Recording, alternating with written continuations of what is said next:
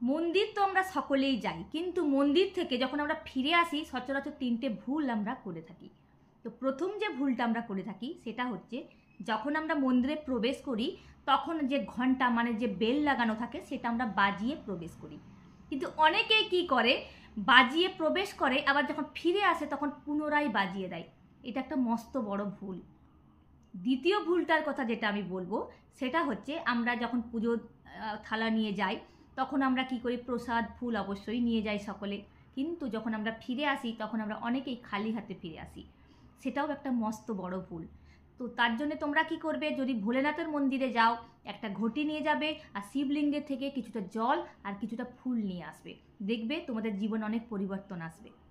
আর তৃতীয় যেই ভুলটা আমরা করে থাকি, যখন আমরা মন্দিরে যাই অনেকেই আমরা খালি পায়ে মন্দিরে যাই, কিন্তু যখন মন্দির থেকে আমরা ফিরে আসি যদি ধুলো বা মাটি লেগে যায় আমরা বাড়িতে আসার সাথে সাথে পাটা ধুয়ে ফেলি। এটাও একটা মস্ত বড় ভুল। আমাদের পায়েতে যে গুড এনার্জিস মানে পজিটিভ এনার্জিস যেটা আমাদের থাকে সেটা সঙ্গে সঙ্গে ধুয়ে ফেলা চলবে না। কি করতে হবে, আধা ঘন্টা কমসে কম আমাদের ওইভাবেই ছেড়ে দিতে হবে। তো আজকের রেমেডিটা যদি আমাদের ভালো লেগে থাকে প্লিজ লাইক শেয়ার কমেন্ট করতে ভুলো না। Thank you.